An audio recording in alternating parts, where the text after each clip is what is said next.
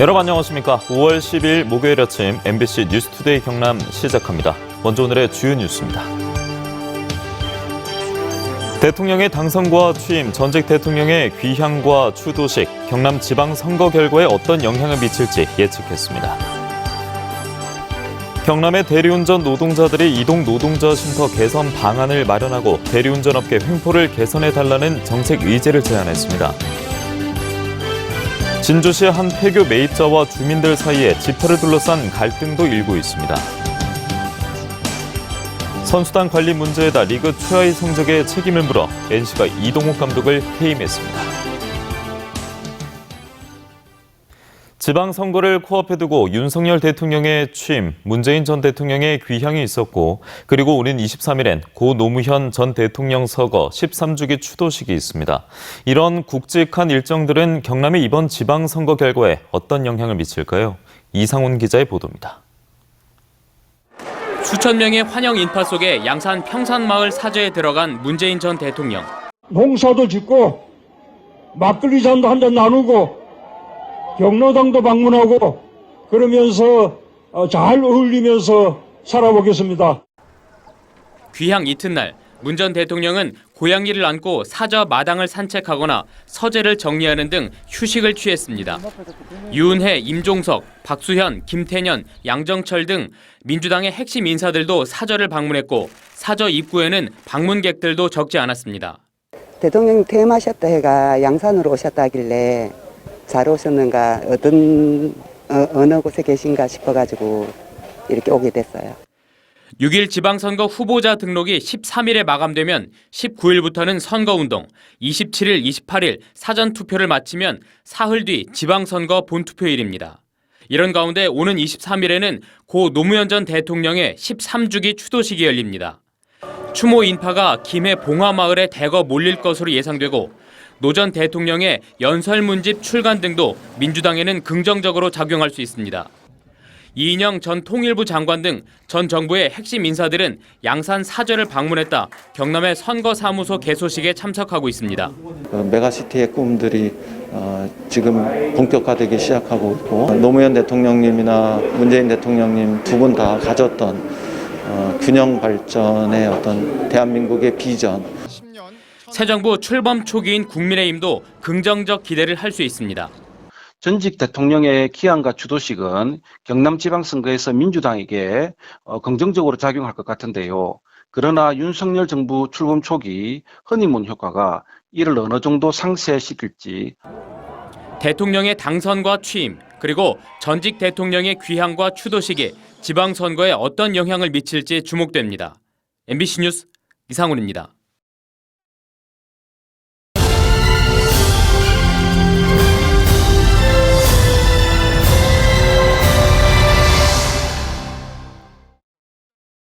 경남의 대리운전 노동자들이 지방선거 출마자들에게 정책을 제안했습니다. 이동 노동자 쉼터 개선 방안을 마련하고 대리운전 업계 횡포를 개선해달라는 요구가 핵심입니다.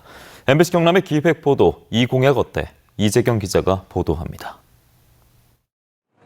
코로나19 직격탄을 맞은 대리운전 노동자들.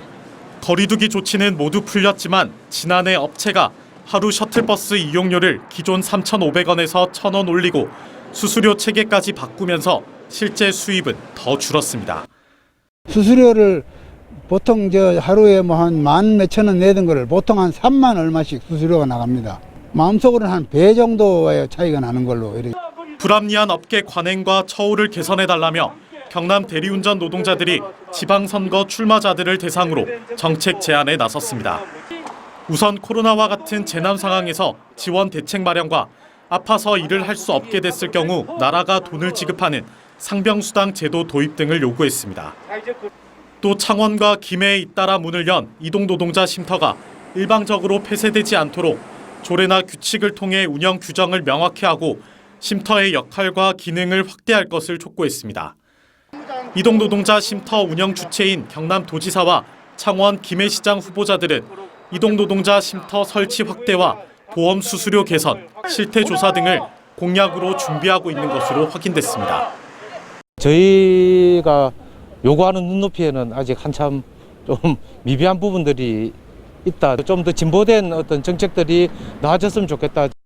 전국 대리운전 노조 경남 지부는 각 정당의 정책 질의를 보내 후보자들의 입장을 확인한 다음 유권자로서 행동에 나설 것이라는 입장을 밝혔습니다. MBC 뉴스 이재경입니다. 국민의힘 김해시장 경선에 참여했던 박영진 예비후보가 경선 효력정지 가처분 신청을 창원지방법원에 냈습니다.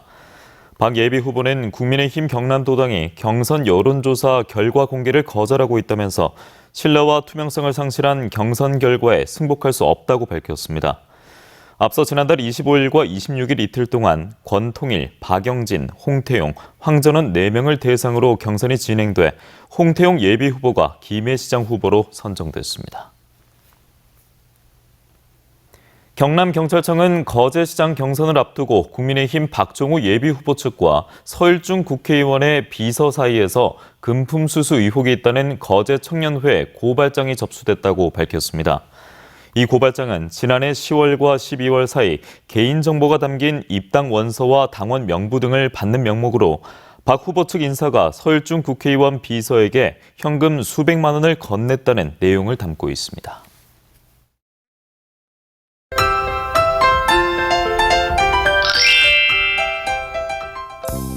아침 출근길 비가 조금 내리는 곳이 있습니다. 남쪽을 지나는 기압골의 영향으로 오늘 아침까지 거제와 통영 등 경남 남해안 지역에 비가 오겠는데요. 예상되는 비의 양은 5mm 미만으로 적은 양이 되겠고요. 또 늦은 오후에는 대기 불안정으로 인해 경남 서부 내륙 지역에 소나기가 내리는 곳이 있겠습니다. 오늘 아침 기온이 어제보다 오르면서 일교차가 조금 줄었습니다. 서늘한 동풍의 영향으로 낮에도 선선하겠는데요. 오늘 창원의 아침 기온 17도, 진주 16도 내외를 보이고요. 낮에는 창원 23도, 진주 25도까지 오르면서 평년 기온과 비슷하겠습니다. 오늘 대체로 흐린 날씨를 보이면서 비가 내리는 곳이 있겠습니다. 우리 지역의 미세먼지 농도는 보통 수준 나타내겠습니다. 자세한 지역별 날씨입니다. 현재 기온 보시면 함안 16도, 밀양 17도 내외를 보이고요. 낮에는 밀양 24도, 양산 23도까지 오르겠습니다. 거창의 아침 기온 15도, 사천은 16도에서 시작합니다. 낮에는 사천 25도, 합천은 24도까지 오르겠습니다. 바다의 물결은 최대 1.5m까지 비교적 잔잔하게 일겠습니다. 내일도 산발적으로 비가 오는 곳이 있겠고요. 기온은 평년과 비슷할 것으로 예상됩니다. 날씨 정보였습니다. 진주의 한 폐교를 교육문화시설로 운영한다며 매입한 뒤에 방치하거나 다른 용도로 사용하면서 주민들이 반발한다는 소식 최근 전해드렸습니다. 이 폐교 매입자와 주민들 사이에 집터를 둘러싼 갈등도 일고 있습니다. 이준석 기자입니다. 교육청과 10년간 교육문화시설 운영 특약을 맺고 매입했지만 건설자재, 야적장 등으로 이용하고 학교 건물까지 모두 철거해 터만 남은 옛 진주 덩건초등학교. 폐교 매입자와 주민들 사이에 집터를 둘러싼 갈등도 빚어지고 있습니다. 문제의 가정집은 4곳, 집터의 상당 부분이 학교, 즉 폐교 매입자 소유입니다. 주민들은 1970년대 남해 고속도로 건설로 덩건마을이 집단 이주할 당시 학교 진입로 개설을 위해 학교와 주민이 땅을 맞바꿨는데 소유권 이전에 행정착오가 있었다고 주장합니다. 학교 부지가 이제 이 교문 앞에 문신께네 이 개인 땅을 이제 주고 이 학교 땅 드는 거로 이제 교환 행기라 말하자면 그걸 이제 개인을 주고 요걸 그랬는데 그걸 서로 정리를 안 해놓은 게 폐교 소유자인 정모 씨도 학교 매입 전에 주민에게 집터를 무상 정려하겠다고 약속합니다. 다만 특약 기간이 끝나는 오는 8월 이후 정려가 가능하다고 교육청 관계자가 안내했다고 말합니다. 그리고 내가 무상 정려를 해주기로 했는데 그것도 10년이 지나야 무상 정려가 되더라고요. 하지만 정 씨가 폐교 매입 전에 변호사 공정까지 받아 제출한 확약서에는 학교를 교육청으로부터 불화받으면 집터를 무상 정리한다고 돼 있습니다. 2년 뒤 각서도 교육청에 냈습니다. 주민들은 폐교를 매각한 건 2012년 8월이라며 지금까지 정의 약속을 지키지 않고 있다고 주장합니다. 8월 23일이 지나고 나면은 개인한테 매각을 할 수가 있습니다. 그러면 이 그동안 자기가 공정을 해놨던 거 각서를 써놓은 것도 무용지물이 되기 때문에 한편 진주교육지원청은 옛 등건초등학교 매입자가 특약을 이행하지 않은 데 대해 오는 20일까지 소명을 듣고 폐교 매각 계약 해제 또는 특약 기간 연장 결론을 지을 계획입니다. MBC 뉴스 이준석입니다. 전국의 초등학교 수십 곳을 돌며 교실에 놓고 간 교사 지갑에서 현금을 훔친 50대가 경찰에 붙잡혔습니다. 학부모인 척하면서 관리가 허술한 점심시간을 노렸는데 8년 전에도 초등학교를 돌며 비슷한 절도 범죄를 저지른 전력이 있었습니다. 부정석 기자입니다. 검은 옷을 입은 남성이 초등학교 주차장을 서성이다 정문으로 유유히 빠져나옵니다. 학교 점심시간에 틈타 3개 교실을 돌며 현금 50만 원을 훔쳐 나오는 동안 남성을 제지하는 사람은 없었습니다. 점심시간엔 학교 지킴이가 자리를 비우는 걸 노린 건데 마스크를 쓴 채 누군가와 마주치면 학부모라고 둘러댔습니다. 이 남성은 이런 방식으로 지난 6개월 동안 경남과 광주, 경북 등 전국을 돌며 초등학교 18곳에서 400만 원을 훔쳤습니다. 범행이 쉬울 것 같은 학교를 미리 인터넷으로 찾아보고는 CCTV가 없는 담을 넘어 학교로 들어갔습니다. 범행 대상은 점심시간이 긴 25학급 이상으로 비교적 큰 초등학교만 노렸습니다. 교사와 학생들이 교실을 비운 사이 교사 지갑에서 현금과 상품권을 훔쳤는데 절도 사실을 감추기 위해 현금 일부만 가져갔습니다. 혹시 모르겠다. 이게 없어졌는지 있었는지 요즘은 현금을 갖고 다니도 얼마 있는지 모르는 경우가 있잖아요. 경찰 조사 결과 이 남성은 지난 2014년에도 비슷한 범행을 저질러 실형을 살았던 것으로 드러났습니다.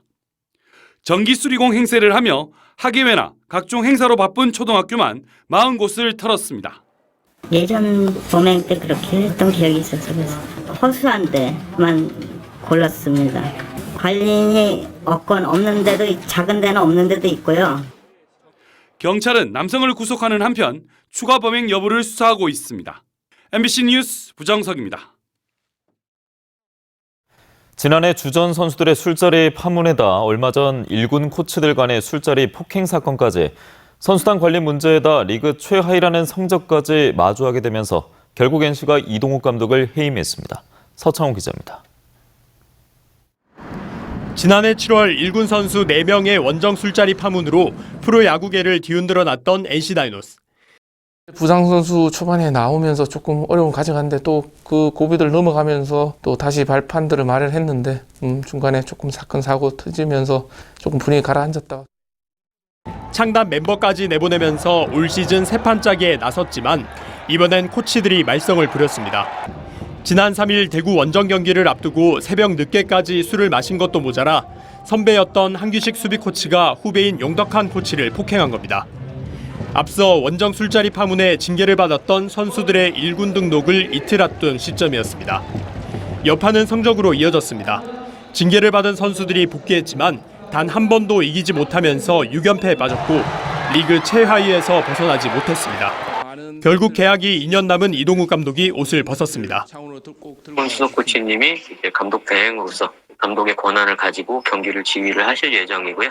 지금의 감독 대행도 포함해서 폭넓게 살펴보고 고민을 좀 많이 하고 시간을 충분히 가지고 결정할 예정입니다. 팀의 창단 첫 우승을 안겨줬던 감독을 해임하는 칼을 빼든 NC. 분위기 쇄신으로 도약의 전기를 마련할지 팬들은 지켜보고 있습니다. MBC 뉴스 서창호입니다. 투데이 경남입니다. 경남 도립극단 연극 눈물진이 웃음피고 공연이 오후 7시 30분 거창 문화센터에서 열립니다. 밀양시 농민회 영농 발대식이 오전 10시 30분 무안초등학교 내진 분교장에서 거행됩니다. 창녕학교 기로연 재연 행사가 오전 10시 창녕향교 명륜당에서 펼쳐집니다. 손여름 조성현 듀오 리사이틀이 오후 7시 30분 함안군 문화예술회관에서 펼쳐집니다. 2022년 저수지 비상대처 훈련이 오전 10시 함양군 서하면 봉전저수지에서 열립니다. 하동군 국도 19호선 졸음쉼터에 전국 1호 스마트 복합쉼터가 문을 열었습니다. 국가공모사업으로 41억 원을 들여 지은 복합쉼터는 증강현실, 가상현실 체험장과 전기차 충전시설 등 다양한 스마트 시설과 함께 특산품 판매장을 갖추고 있어 국도변 이용객들의 편의와 지역관광 활성화에 기여할 것으로 기대됩니다. 진주 미래인재센터가 2023학년도 대학별 입학 전형 설명회를 개최합니다. 경남, 부산 7개 대학과 수도권 8개 대학 등 15개 대학이 참여하는 입학 전형 설명회는 오늘부터 오는 7월까지 진행되며 대학별 수시와 정시 모집 요강과 지원 전략을 자세히 소개합니다. 사천의 특산주인 참다래 와인이 윤석열 대통령의 취임 만찬주에 선정됐습니다. 이 대통령 만찬주는 경기, 강원, 충청, 경상, 전라, 제주 등에서 모두 6종이 선정됐으며 경상권에서 뽑힌 참다래 와인은 각종 술 품평회에서 우수한 성적을 거둔 사천의 대표 와인입니다.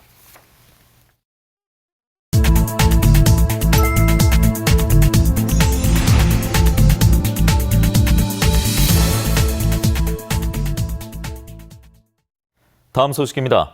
경상남도와 경남연구원이 지난해 도내 6천여 가구를 대상으로 지역주민 욕구 조사를 실시한 결과 정책 우선순위는 고용과 교육, 주거 순으로 나타났으며 고용의 경우 일자리 부족과 정보 부족 등의 어려움이 지적됐습니다.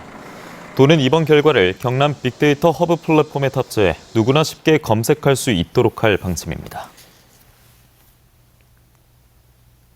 코로나19로 취소돼왔던 아구데이 축제가 내일 창원시 마산아포구 오동동 문화광장 일원에서 펼쳐집니다. 창원을 대표하는 음식인 아귀찜의 소비 촉진과 아구거리 활성화를 위해 마련한 이번 축제에서는 아귀를 활용한 다양한 요리를 맛볼 수 있는 무료 시식회와 콘서트 등 다채로운 행사가 마련될 예정입니다. 마산 로봇랜드의 지난 5일 하루 입장객 수가 17,052명을 기록해 2019년 9월 개장 이후 최대 인원을 기록했습니다. 이번 주말엔 로봇 놀이터 체험 행사 등을 진행하며 영업시간도 2시간 더 연장해 밤 9시까지 운영한다고 마산 로봇랜드는 밝혔습니다. 창원시가 오는 10월 창원에서 개최할 제33회 경상남도 생활체육 대축전의 상징물을 공모합니다.